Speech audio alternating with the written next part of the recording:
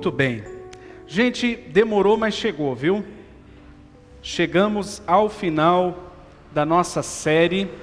Chegamos ao final dessa série de 5 sermões, que não foi uma série curta, foi uma série longa, né? Relativamente longa. Mas eu acho que foi muito importante para a gente analisar algumas coisas que precisavam ser colocadas no seu devido lugar. Como aquela expressão, vamos colocar os pingos nos is, ou vamos lavar a roupa suja, tem tudo a ver com o fato da gente colocar algumas coisas no seu devido lugar, de valores, de pensamentos, de princípios, né? O primeiro sermão que nós meditamos nessa série, nós falamos sobre casamento de fachada. A realidade é que existem muitos casamentos que não são reais. Pessoas moram dentro de uma mesma casa, dentro de um mesmo ninho, mas são completos estranhos dentro daquele ninho. E aí nós pontuamos alguns aspectos de um casamento de fachada e como lidar com a reconstrução de um casamento arruinado. E aí a gente tem aquela máxima que eu falei ontem e repito hoje: não há casamento tão ruim que não possa ser consertado e nem casamento tão bom que não precise melhorar alguma coisa. No segundo sermão nós falamos sobre criança líder e pais negligentes, que tem tudo a ver com a educação de filhos, com o resgate do pai e da mãe naquele princípio básico de autoridade, que pai e mãe não é amigo de filho, pai e mãe é pai e mãe, e tem que ter essa autoridade, e eles não são os chefes da casa, o chefe da casa é o pai e a mãe. Depois falamos sobre família com prazo de validade, se família tem ou não prazo de validade, e nós pensamos um pouquinho da família e do casamento numa perspectiva de aliança, de um pacto, quando a Bíblia diz que homem e mulher deveriam deixar pai e mãe, unir um ao outro e os dois se tornarem uma só casa. E Jesus um pouco mais adiante disse: o que Deus ajuntou, não separe o homem. Família não tem prazo de validade. Aliás, a morte, né? Quando um vai embora e o outro fica, enfim. E a quarta meditação, nós falamos sobre profissão em primeiro plano. Será que nós, dentro da família, será que a profissão é mais importante que a nossa família? Será que o sucesso profissional compensa o fracasso do nosso lar? Aí pensamos um pouquinho sobre isso também. Se você não acompanhou nenhuma dessas 4 mensagens, todas 4 já estão disponíveis lá na página da igreja ou no canal da igreja no YouTube. Você pode procurar lá e assistir, ok? Mas hoje nós vamos falar sobre o que está projetado ali. Vivendo em função da minha felicidade. Aqui não. Aqui não. Talvez você fale: não, sim, eu quero ser feliz, ok. Mas nós vamos pensar que a realidade é que o problema está mais embaixo. De tempos em tempos, nós ouvimos uma história parecida com essa que eu vou narrar para você.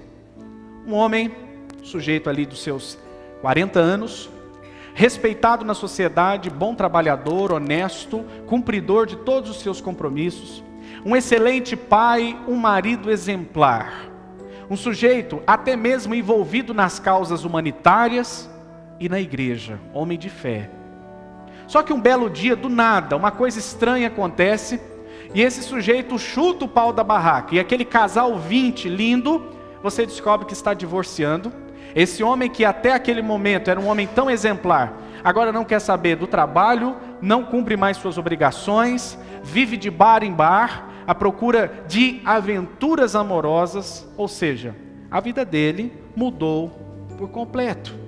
Talvez você conheça algum homem que passou por esse processo de, que a gente pode dizer de, não de regeneração, mas de degeneração, né?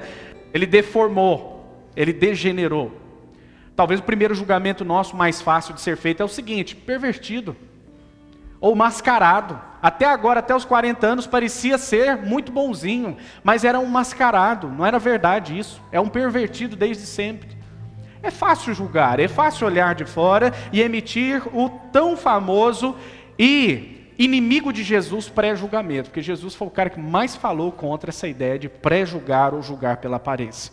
Há estudos desde 1930, importantes livros escritos nas décadas seguintes, até na década de 70 e hoje ainda, que apontam que existe para os homens um negócio que talvez você já tenha ouvido falar, mas é importante que a gente pense nisso. Existe um negócio chamado crise da meio-idade. Crise da meio-idade. Você já ouviu falar sobre isso? Não. Já? Que o sujeito chega ali mais ou menos dos seus 35 anos, até, porque ela tem início e tem fim, em alguns casos, em outros infelizmente não.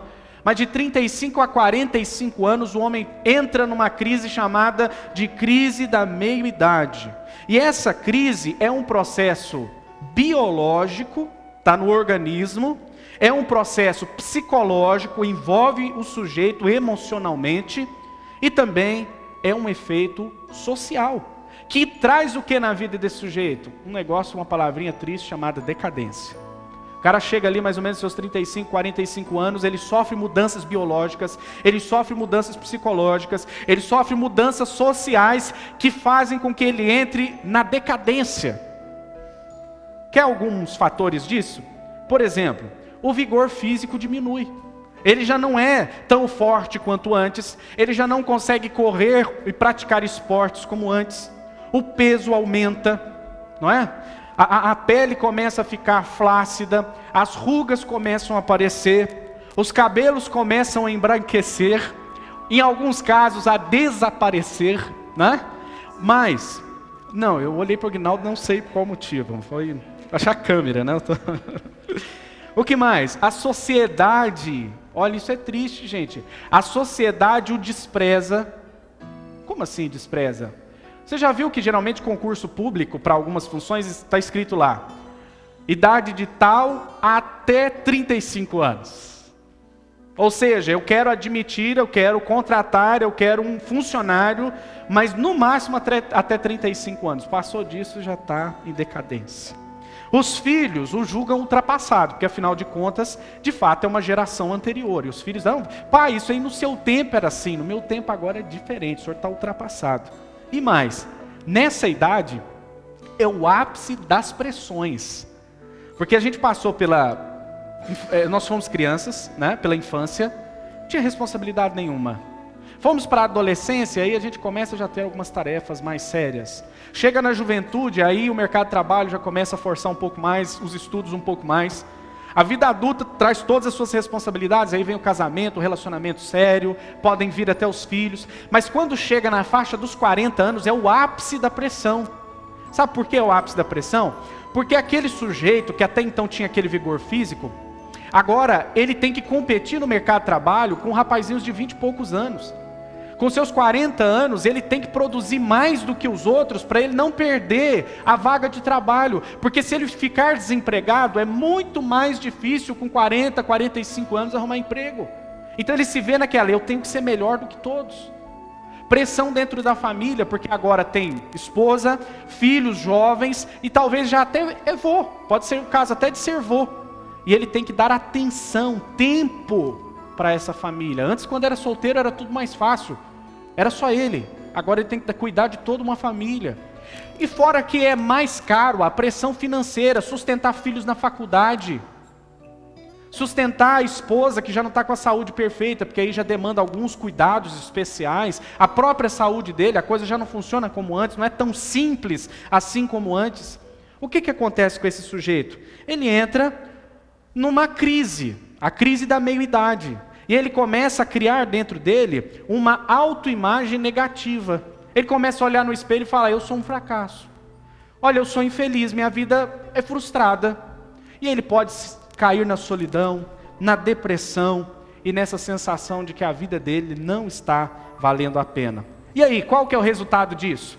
O resultado disso é a mudança do comportamento. Aí você encontra um cara de 40 anos que começa a usar óculos Ray-Ban, que começa a usar bermuda, sapatênis, andar com o carro rebaixado, e ele volta àquela tentativa de resgatar uma juventude perdida. Ele volta a um estado em que ele fica com insatisfação no trabalho, ele quer mudar de emprego, pode ter trabalhado naquele emprego tantos anos, mas ele não aguenta mais. Ele entra num estado de insatisfação com a família. Ele já não quer a esposa, ele já não suporta os problemas dos filhos, ele nega a demanda da atenção dele. Ele já cai num estado de insatisfação de igreja, de Deus, ele já não quer saber de mais nada. Essa crise é real, gente, ela é real. Há estudos nisso, há toda uma pesquisa nisso. Isso não é moda, isso é um problema real, que assim como as mulheres passam pela menopausa, os homens enfrentam a crise da meia-idade. E num estado desse, ou numa situação dessa, num declínio desse, o que ele precisa é de ajuda. Sabe por quê? Porque existem homens que passam por esse processo, largam a esposa, abandonam os filhos, deixam o emprego e assim por diante. Só que lá na frente ele para e se arrepende de tudo isso. Só que aquele famoso, ele se arrepende, mas é tarde demais. Ele não consegue reatar o casamento, ele não consegue mais o amor dos filhos, ele não consegue mais um emprego digno. E aí o que ele faz? Ele mergulha numa crise ainda pior. É por isso que quando você vai fazer um trabalho, por exemplo, ali em Campinas, como acontece, de capelania em moradores de rua, você encontra ali doutores, você encontra ali gente muito bem formada, que tem filhos, que tem esposa ainda, ou ex-esposa, e você não entende por que você está morando na rua. Porque ele entrou nessa crise e, logicamente, se deu mal, porque sempre se dá mal. Um cara que abandona, que trai a família, sempre se lasca. Ele vira folha ao vento, mas não tem como mais voltar. Ele entra num estado de declínio, até morrer como um qualquer ou como um indigente. Essas histórias não são raras, viu? Essas histórias são mais comuns do que a gente imagina. Agora, o que isso tem a ver com você que é jovem? O que essa crise da meia-idade dos homens tem a ver com você que é mulher? Tem a ver muito, sabe por quê? Nossa sociedade hoje, nunca antes isso foi tão real. A uma sociedade propensa a crises dessa natureza. Crise de frustração, crise de infelicidade, crise até as mulheres, até mesmo os jovens, porque nós estamos sendo criados numa perspectiva assim: a minha felicidade é a prioridade da minha vida. Ser feliz é a maior prioridade que há para mim, como indivíduo, como sujeito. Gente, eu não quero trazer um discurso hipócrita. Não tem nenhum problema em desejar ser feliz. Isso não é pecado. Não é pecado você querer ser feliz. Agora, assim como não é pecado você querer ter dinheiro, mas você tem que saber quais as intenções e quais as fontes em que você busca esse dinheiro. Tem que ser por meio da honestidade, do trabalho. A felicidade também. Querer ser feliz não é problema, mas o problema são as escolhas que você faz para ser feliz. O problema é a fonte, é onde você busca essa felicidade. Porque se não for no lugar certo, trará o que traz para esses homens da crise da meia-idade. Frustração é você chegar num determinado momento da sua vida, estacionar o carro e falar: eu não sei porque eu estou aqui, e eu não sei para onde eu estou indo, e eu sei que não valeu a pena nada, e estou sozinho nessa viagem. Um estudo da nossa história nos ajuda muito. Talvez você não goste de história, eu gosto de história. Talvez você não goste, mas um sujeito sem história é um sujeito que está perdido, vagando aí num período de tempo. Nós precisamos saber de onde nós viemos, o que nós estamos fazendo aqui, qual é a nossa perspectiva dali para frente. E a história ocidental explica bastante para nós por que o pensamento nosso hoje é esse pensamento assim: eu quero ser feliz, independente de qualquer coisa ou acima de qualquer coisa. Isso vem lá da filosofia grega, de um grupo chamado estoicos, os estoicos. A frase mais fundante, ou a frase fundante do grupo dos estoicos era a seguinte: serenidade e autossuficiência. Olha só, serenidade e autossuficiência. Os estoicos pensavam o seguinte: eu tenho que estar feliz comigo mesmo. Eu tenho que ser feliz independente de qualquer pessoa. A felicidade tem que estar dentro de mim, eu tenho que descobrir dentro de mim a satisfação. Não nos outros, não na sociedade, não na família, em nada. Eles tinham uma frase assim tão pessimista que dizia o seguinte: que você tem que acostumar a perder as coisas das mínimas às máximas. Por exemplo, caiu um copo e quebrou, não importa. Morreu um amigo seu, não importa. Morreu um parente seu dentro de casa, não importa. Porque o importante é que eu esteja contente aqui dentro de mim, não importa o que acontece lá fora. Eu não sei se esse discurso parece com hoje, eu acho que sim, sabe por quê? Não tem esse papo seguinte: você tem que se amar. Você tem que estar bem consigo mesmo, tem que olhar para o espelho e ficar feliz. Você tem que olhar para o espelho e gostar do que você vê, e não importa o que as pessoas pensam. E aí tem filósofos de Facebook que colocam lá: não me importo com a fofoca das pessoas, eu vivo a minha vida. Meu querido, pare de negar a sua natureza. Isso não existe.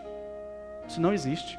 Como que funciona hoje na nossa filosofia? Porque na filosofia dos estoicos a frase lema é serenidade e autossuficiência.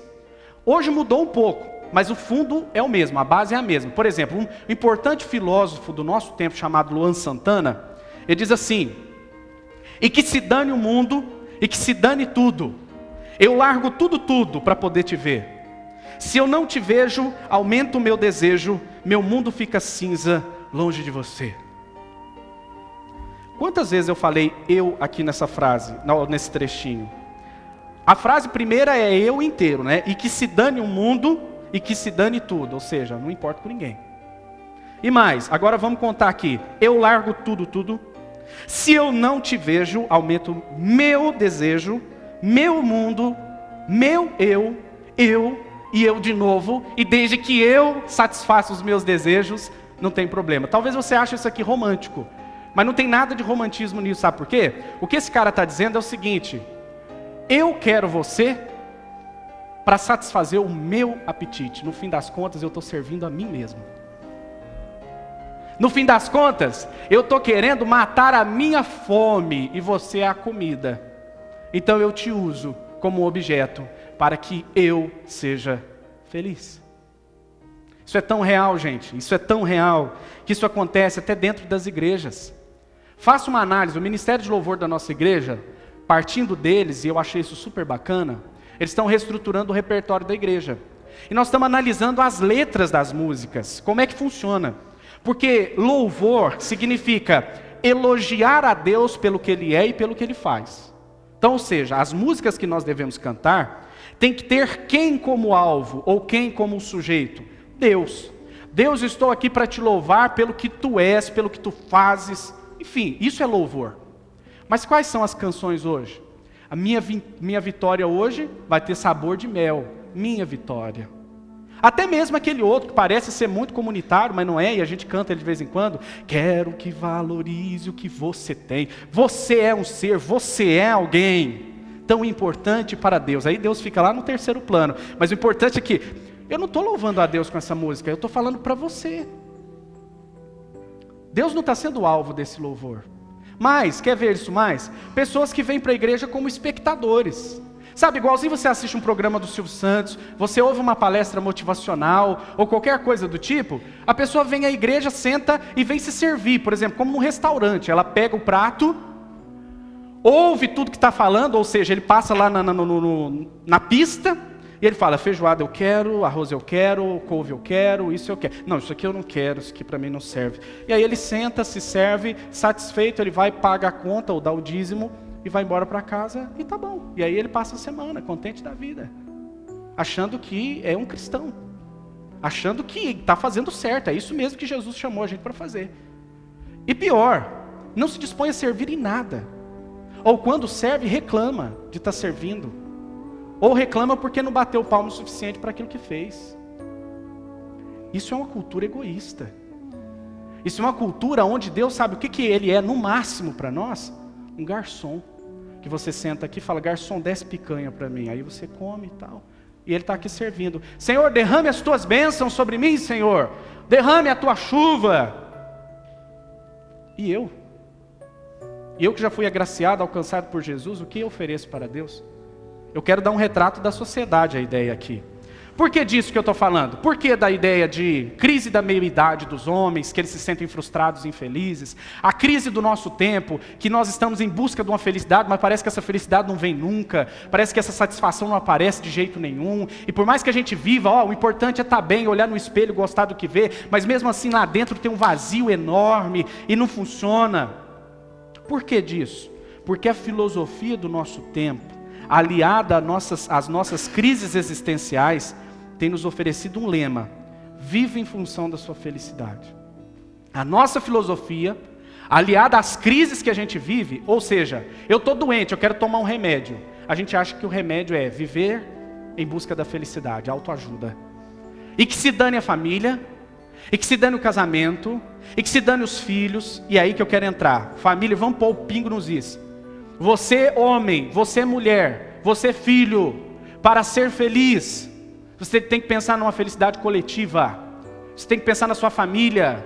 Se a sua família não for bem, você não vai bem. E por mais que você minta, por mais que você queira dizer que superou, que está tudo bem, é mentira. Aí dentro a coisa não está certa.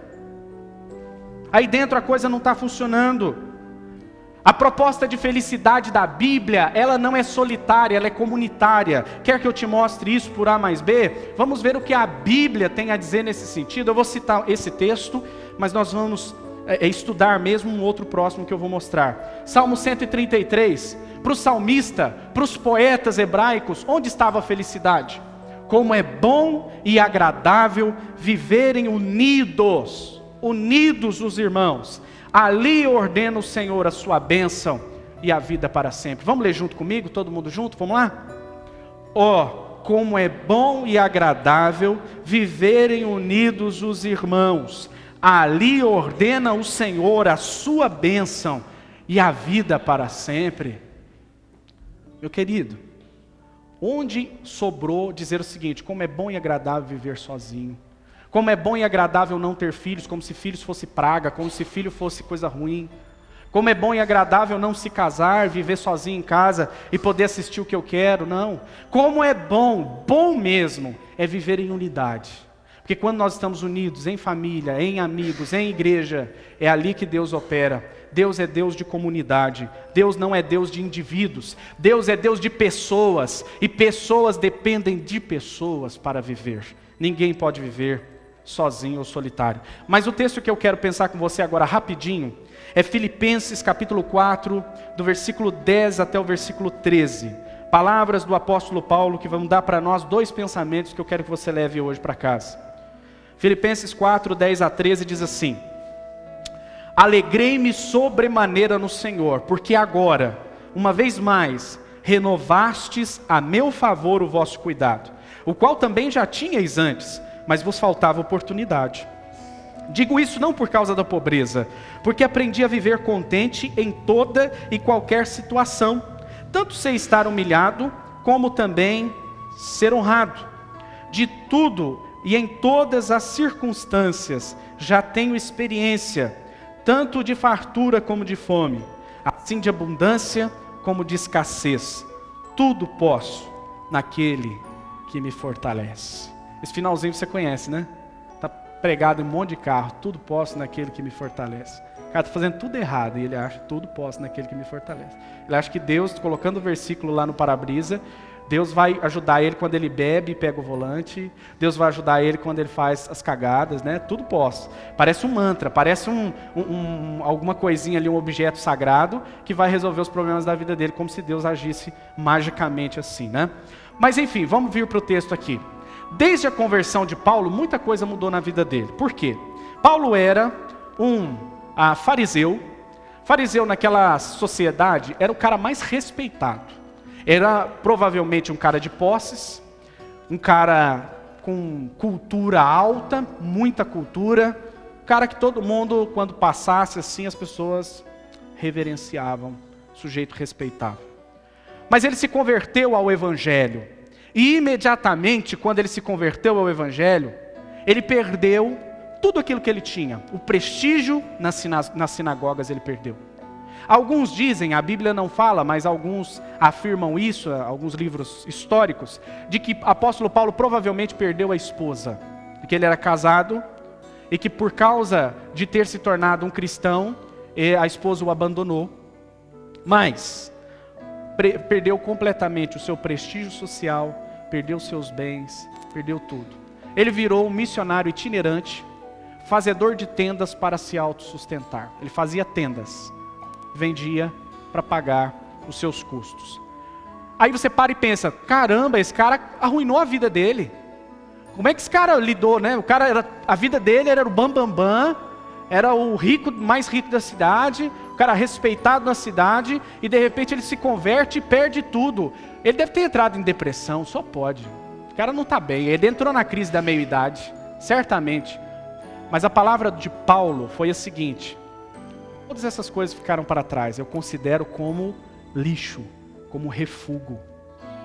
Tudo que ficou, a minha honra, meu dinheiro, meu prestígio, para mim eu considero tudo lixo, porque o que eu ganhei de Deus, que é a graça, que é a alegria do Senhor, isso me vale mais do que qualquer outra coisa. Jesus para mim é o maior e o melhor tesouro. Nesse texto aqui especial que a gente leu, veja, Paulo era um cara agora tão simples, que ele está agradecendo os irmãos lá da igreja de Filipos, porque eles estavam mandando donativos, mandando ajuda, isso mesmo. O que seria essa ajuda? Provavelmente dinheiro, comida, mandando uma cesta básica para ele, né? Ou seja, está suprindo as necessidades de Paulo. Olha o estado que esse homem chegou. Mas qual que é a palavra dele? Nós vamos ver daqui a pouco. Apesar da circunstância, a resposta dele é fantástica.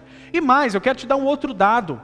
Paulo, por causa da pregação do Evangelho, por amar as pessoas, por amar a Deus, por ser um missionário de Deus, sabe de onde ele escreveu essa carta agradecendo os donativos?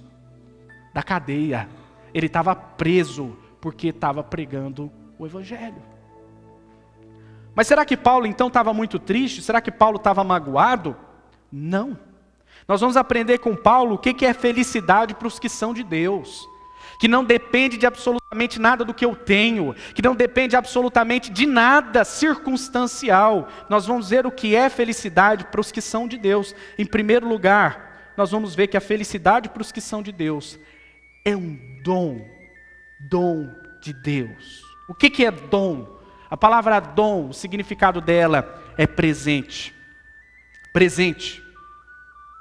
O texto diz aqui para nós, lá no primeiro versículo, que ele diz: alegrei-me sobremaneira. Em quem? Nas ofertas?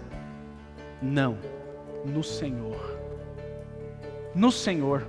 Ele não olhou para a oferta que ele recebeu lá na cadeia, ele não olhou para a comida e para tudo aquilo que estava lá, não. Ele olhou para Deus, olhando para Deus e dizendo: Senhor, eu agradeço a Ti, Pai, eu me alegro no Senhor, porque eu sou contente em Ti, nada me falta, o Senhor me supre em tudo. Bendito seja o Senhor, eu me alegro em Ti, Deus, porque o Senhor é o diferencial. As coisas faltam, não faltam, enfim, mas o Senhor nunca falha. Parece que quanto mais o homem corre para ser feliz, mais ele corre da felicidade. Sabe por quê? Olhando um pouco para trás, uma resposta à Idade Média, aquela Idade das Trevas, né, o período da Idade Média, foi o Iluminismo.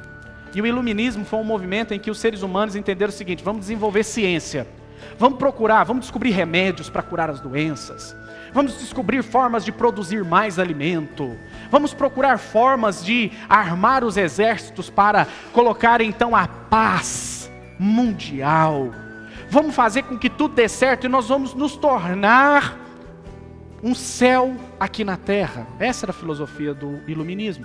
E de fato o homem desenvolveu o avião, desenvolveu o armamento, desenvolveu técnicas de agricultura, desenvolveu cultura, música, teatro, um monte de coisas os seres humanos evoluíram nesse período chamado aí do Iluminismo e tudo mais. Mas sabe qual foi o resultado disso? As duas grandes guerras mundiais, porque o avião inventado para encurtar distâncias, agora é o mesmo usado para jogar uma bomba atômica em Hiroshima e Nagasaki. É o mesmo material desenvolvido agora, que antes ajudava o homem, agora o destrói. Então, se eles tinham aquela cabecinha pensando, vamos nos unir para evoluir, para descobrir, avançar na ciência, agora eles voltam atrás e dizem: todo o nosso avanço científico está nos destruindo, então vamos cada um ficar no seu quadrado. Vamos o seguinte, se a felicidade comunitária não deu certo, aí da ciência, vamos tentar buscar uma felicidade individualista. Agora cada um vai correr atrás do seu. Agora cada um vai buscar esse ser feliz. Cada um vai buscar. Só que o que está acontecendo hoje é que o ser humano está entrando dentro de uma bolha chamada solidão, uma bolha chamada individualismo, uma bolha chamada isolamento. O amor está esfriando, o amor de uns para os outros. É por isso que a violência cresce. É por isso que está acontecendo tantas coisas que chegam em Palmeiras, como essa semana aconteceu. O assalto, o sujeito baleado. Santa Cruz das Palmeiras, cidade pequena. Todo mundo conhece todo mundo, isso já chegou aqui, chegou. Porque as pessoas que fizeram isso não estavam nem aí, se quem estava lá na joalheria tinha família, se tinha filho, se tinha gente que amava, eles não ligam com isso. Porque o importante é que eu pegue isso e eu tenho o meu lucro, eu tenho o meu dinheiro. Que se dane o mundo. Bem Luan Santana essa filosofia, vocês estão entendendo? Agora o apóstolo Paulo olha para aquilo que Deus dá. E logicamente, o que Deus dá, Deus não dá sozinho. Quem que manda para ele? A comunidade. A igreja.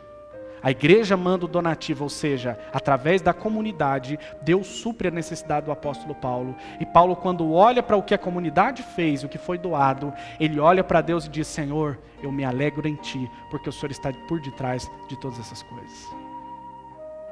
É dom de Deus. A felicidade é dom de Deus. É por isso que Paulo diz várias vezes na carta aos Filipenses: alegrai-vos no Senhor. Outra vez digo, alegrai-vos. É por isso que aquele texto de Jeremias 17, que nós lemos no início do culto, diz: bendito o homem que confia em Deus, porque Deus vai suprir suas necessidades, vai matar a sua sede.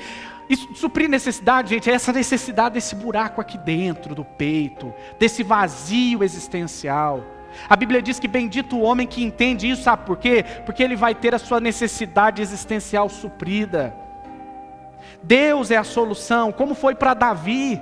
Davi buscou sua felicidade adulterando com Batseba, achando que era uma relação sexual descomprometida, numa tarde de verão, que ia resolver, que ia alegrar ele na sua crise da meia-idade.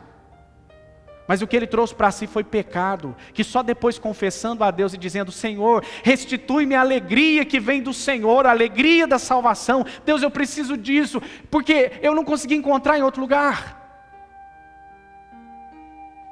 É por isso que nós lemos um texto, ou lembramos daquele texto da mulher samaritana, que a despeito de todos os seus relacionamentos, ela continuava vazia, sem sentido na vida, angustiada. A balada não adiantava. Os altos points de Samaria já não trazia alegria ao coração dela mais. Ela precisou tomar da água viva. Porque a cachaça é para cair, mas a água viva é para erguer e suprir todas as sedes e todas as necessidades. A felicidade, gente, ela não é para ser buscada. Entenda isso, a felicidade não é para ser buscada. Ninguém tem que buscar a felicidade aqui. Eu não preciso buscar a felicidade. Porque se a felicidade é um dom de Deus, é um presente dele, o que eu tenho que buscar é a Deus. E Deus, por consequência, vai alegrar meu coração. Vai alegrar minha vida. Eu vou conseguir fazer como fez Horatio Cade Spafford, quando ele, depois de perder os filhos, perder os bens, os filhos no naufrágio, os bens no incêndio, naquele exato momento ele recebe todas aquelas notícias, e aí ele canta aquele hino do nosso Inário 108 e diz: sou feliz com Jesus eu sou sempre, sempre feliz. Quando ele diz: Senhor, se paz a mais doce me der para gozar, ou se dor a mais forte sofrer, com Jesus feliz sempre sou. É um homem que entendeu, é que em Deus e só em Deus há contentamento. E enquanto o nosso contentamento não estiver no Senhor, alguma coisa vai parecer que ainda falta, porque falta mesmo. Segunda coisa que eu quero que você pense comigo, é que essa felicidade é um estado que independe das circunstâncias. Você lembra o que o apóstolo Paulo diz aí para nós? Eu vou abrir aqui na minha Bíblia. Olha só o que esse homem de Deus diz aqui para nós. Veja só, a partir do versículo 11. Vamos lá. Digo isso, não por causa da pobreza, porque aprendi a viver contente. Gente, ele está falando de pobreza, porque ele era pobre. Ele foi rico um dia, agora pobre, porque ele creu em Jesus. Diferente, né, do ensinamento que tem por aí, né? Você crê em Jesus e fica rico, o dele foi ao contrário. Ele creu em Jesus e ficou pobre. Por quê? Porque foi perseguido. Mas ele diz: mas aprendi a viver contente. Contente é contentamento, é satisfação. Aprendi a viver satisfeito. Em quê? Em toda e qualquer situação. Tanto sei ser humilhado, como também ser honrado. De tudo e em todas as circunstâncias já tenho experiência, tanto de fartura como de fome, assim de abundância como de escassez. Tudo posso naquele que me fortalece. Tudo posso naquele que me fortalece. Gente, a felicidade proposta por Deus, ela independe das circunstâncias. Eu tenho muito mais argumentos para dizer para você que a fartura nos afasta de Deus. Eu tenho muito mais argumento para dizer para você que quando a vida vai bem, que tudo dá certo, nós temos muito mais disposição em dizer o seguinte: não, agora eu não estou precisando de Deus não, quando eu precisar eu procuro. Agora, a escassez em contrapartida é a realidade. Se por um lado a abundância, há muito mais razões para se pensar que a abundância nos afasta de Deus, a escassez por consequência traz aquele famoso ditado que diz: se não vem por amor, vem pela dor. Não estou dizendo que seja errado vir pela dor não, gente, porque talvez você pense: não, então quando eu estiver mal lá, eu também não posso procurar a igreja, eu tenho que procurar quando eu estou bem. Mentira, não vai nessa não, isso é errado. Você tem que buscar a Deus em qualquer tempo, seja no bom momento da sua vida, ou seja no momento ruim. A Bíblia nos ensina que é melhor buscar no dia bom, porque quando vier o dia mau, você já estará bem alicerçado e preparado para enfrentar as dificuldades da vida. Mas seja no dia bom, ou seja no dia mau, busque a Deus. Busque a Deus, não é vergonha, depois de quebrar a cara, voltar para o Pai e dizer: Pai, me perdoa, Senhor, me perdoe, eu quero voltar atrás, Senhor, eu quero corrigir esses problemas. Não há vergonha nisso, não há erro nisso, de jeito nenhum. Mas é importante pensar que a força para a satisfação de Paulo está em Deus. Essa felicidade que não depende de circunstância, ela não é qualquer felicidade. E eu digo até mais, não é farra, não é algazarra, é felicidade que nasce em Deus. Sabe por quê? Tem um versículo chave que você não pode ir embora sem entender ele hoje. Tudo que eu falei aqui, guarde isso que eu vou te falar agora. O que Paulo fala? Tudo posso naquele que me fortalece. Vamos falar junto? Tudo posso naquele que me fortalece. A palavra posso. Você sabe onde que essa palavra aparece na Bíblia também? Sabe onde que ela aparece? Em vários lugares, né? Mas num específico eu quero lembrar você, é em Atos. Opa, está repreendido. Atos, capítulo 1, versículo 8. O que está lá? Mas recebereis poder ao descer sobre vós o Espírito Santo. Conseguiu fazer a ponte aí? Que eu estou querendo? Não? Veja, a Bíblia diz para nós em Atos dos Apóstolos que receberíamos poder e posso. Está vendo? Poder e posso. Que poder seria isso? Que dunamis seria isso? Que poder? O Espírito Santo. Quando Paulo diz: tudo eu posso naquele que me fortalece, o que ele está dizendo é o seguinte: tenho todo poder, eu tenho todo o Espírito naquele que está em mim, naquele que me fortalece. Esse versículo não pode ser repetido por alguém que não aceitou Jesus, gente. Esse versículo não pode ser repetido por alguém que ainda não entendeu quem é Cristo e que não é habitado pelo Espírito Santo. Pode pregar no carro, pode pregar na geladeira, pode pregar na porta, prega onde quiser, não funciona, não é amuleto. Esse versículo é real para aqueles que entendem que eu posso ter muito, eu posso ter pouco, eu posso estar em alta, eu posso estar em baixa, eu posso tudo isso, ou eu tenho poder para suportar tudo isso. Eu tenho o Espírito Santo em mim que me dá poder para aguentar as barras da vida. Eu tenho o Consolador de Deus dentro de mim, aquele que não me deixaria órfão e não deixou, enviando o seu Espírito para me consolar, para me dar poder para suportar as adversidades da vida e, a despeito delas, continuar contente. Contente não é ficar rindo de tudo, não é ser bobo alegre. Contente é você olhar para as dificuldades, mas ainda ter um coração grato, ainda assim ter um coração realizado, ainda assim entender que ter o Espírito Santo para você, ou ter a graça de Deus, te basta. Por isso a palavra de Deus para Paulo foi: a minha graça, o que eu já te dei, basta, eu não preciso te dar mais nada, porque eu já te dei o meu Espírito. Irmãos, o que eu quero dizer para você é: pare de buscar a felicidade. Felicidade não é algo que se busca. Felicidade é algo que se recebe de Deus, porque é dom de Deus. Porque é o seu Espírito no nosso coração. É o Espírito de Deus aqui dentro, cobrindo o buraco que há aqui dentro, que vai me fazer feliz. Por isso não adianta trocar de esposa, não adianta trocar de esposo. Não adianta negar os filhos. Não adianta nem ter muitos filhos pensando que vai ser feliz por causa da multidão dos filhos. Não. Se Deus não for a nossa felicidade, não tem como construir um lar feliz. O que nós vamos fazer é trocar de espelho. Nós vamos sair de uma experiência para outra, para outra, para outra, para outra, para lá na frente enxergar o nosso reflexo e entender que o defeito sempre esteve em nós e nunca necessariamente no outro.